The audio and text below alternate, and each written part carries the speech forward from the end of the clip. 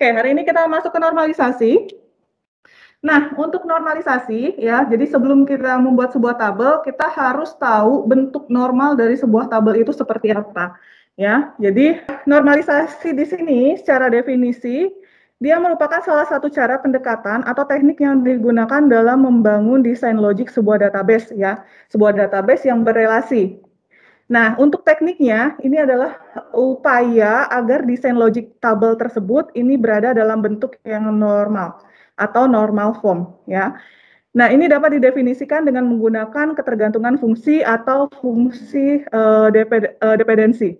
Jadi, fungsi ketergantungan nanti sangat kita perlukan, jadi kita harus analisa, ya, ketergantungan antara satu field atau antar satu kolom dengan kolom yang lainnya itu bagaimana, supaya nanti kita dapat menjadikan sebuah tabel itu normalnya, bentuk normalnya seperti apa.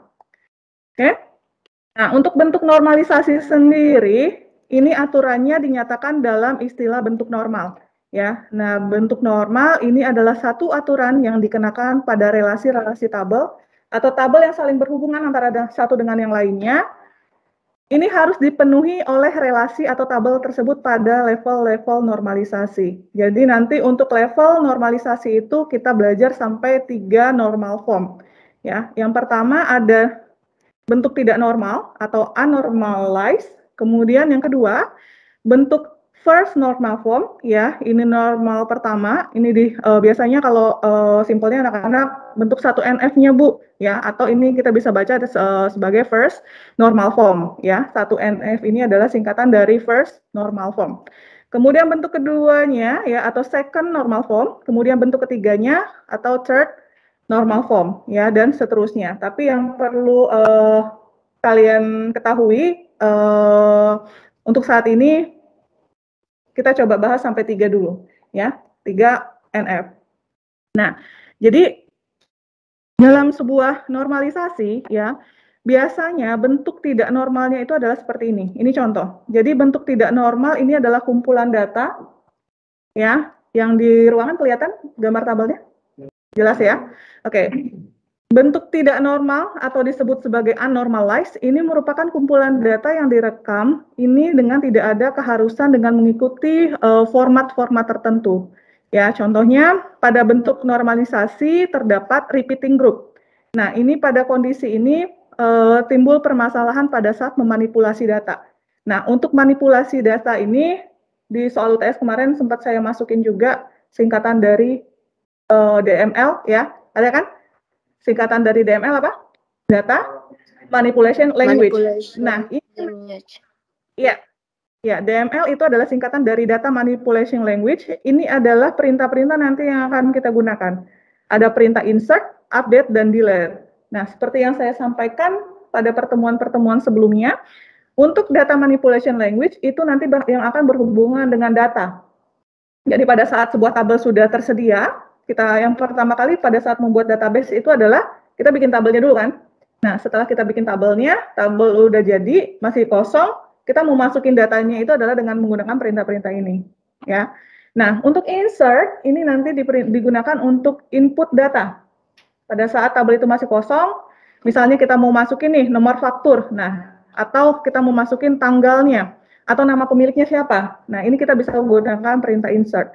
Untuk update, ya, untuk update ini kita mau edit isi data dari dalam sebuah tabel tersebut. Misalnya kita mau ganti namanya, misalkan pada saat kita ketik, kita input nama pemilik, contohnya, kita typo, ya, kurang huruf I-nya 1 misalnya, Fikri, huruf I di ujungnya ini hilang. Nah, pada saat kita mau edit data namanya ini, kita menggunakan perintah update ini. Dan delete, yang terakhir ini, delete ini adalah perintah yang digunakan nanti itu untuk menghapus data dalam sebuah tabel. Jadi ini nanti kalian bisa dapat materinya ini di SQL, ya, atau di mata kuliah SQL. Nanti di, atau ada yang sambil ngambil nih, sambil mata kuliah SQL nggak? Nggak ada ya? Yang di Room Teams, ada nggak? Teman-teman yang di Room Teams? Belum ada, Bu. Belum ada, Bu. Belum ada ya? Oke, nggak apa-apa. Jadi nanti bisa dapatnya nanti untuk yang lebih detailnya, prakteknya ya. atau bisa disebut sebagai anomali. Jadi ini adalah contoh bentuk yang anormalized. Ciri-cirinya apa? Kalau kalian lihat di sini, nomor F001 ya dengan tanggal 12 bulan 12 tahun 2016 dengan kode pelanggan P001 atas nama Fikri Setiadi. Ini dia kode barangnya di sini ada 2. Nih, ada B001 dan B002. Kemudian nama barangnya ini adalah ada sampo dan kopi, kemudian harganya itu ada di 12.000 dan 15.000, kuantitinya adalah masing-masing 1. Ini adalah bentuk unnormalized. Kemudian baris kedua, F002 di tanggal 13 bulan 12 tahun 2016, kemudian dengan kode pelanggan P002 atas nama J, ya, kode barangnya dia ada 2. Kemudian nama barangnya ada 2. Harganya dia ada 2, kuantitinya ada 2. Ya. Nah, secara laporan ya, jadi secara laporan kalau misalkan kita membuat laporan, kita sebagai manusia sebenarnya kan kita gampang nih lihat untuk report ini. Mudah kan? Nomor faktur F001 ini terjadi 2 kali transaksi atau dua barang yang dibeli oleh si Fikri. Barangnya itu adalah sampo dan kopi. Mudah kan? Kalau kalian lihat kan ini F001 ini ada 2 barang di dalamnya. Ya, ada 2 barang di dalam faktur ini, ya. Faktur F001 ini ada 2 barang. Kemudian F002 juga ada 2 barang. Si Jack ini dia belanja ada 2 barang di dalam fakturnya. Secara kita sebagai manusia kita gampang untuk melihat bentuk laporan seperti ini. Pertanyaan saya, kalau sistem gimana dia bisa mengenali kalau bentuk tabelnya seperti ini? Logikanya mudah nggak kira-kira dia mengenalinya? Kalau bentuknya gini, sistem. Mudah dari sisi? Enggak, Bu. Oh, masih belum paham, Bu. Dari primary. Oke. Saya coba ulangi ya. Oke. Ini masih bentuk unnormalized. Jadi bentuk unnormalized ini biasanya report yang kita terima. Report yang kita terima. Contoh gini, kalian belanja nih. Katakanlah yang paling dekat deh, saya sebut merek aja. Kalian belanja ke Superindo. Terima struk? Ya, dalam struk itu biasanya kan nomor struk ya. Nah, nomor struk ini di sini saya tulis di sini nomor faktur. Ya. Nomor struk cuma 1 kan? Ya. Nomor struk cuma 1. Terus kemudian di dalamnya itu ada barang belanjaan kalian. Barang belanjaan kalian banyak kan? Ya. Nah, report yang kalian terima atau struk yang kalian terima itu adalah bentuk supaya kalian sebagai customer itu mudah baca. Ya. Kalian mudah nih bacanya. Saya belanja pada tanggal 12 bulan 12 tahun 2016 ya. Kode struk atau kode fakturnya adalah F001.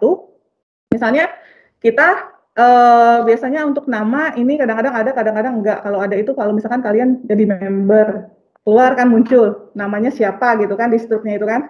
Belanjaannya apa aja. Nah, belanjaannya itu adalah sampo, kopi gitu kan. Keluar tuh di situ.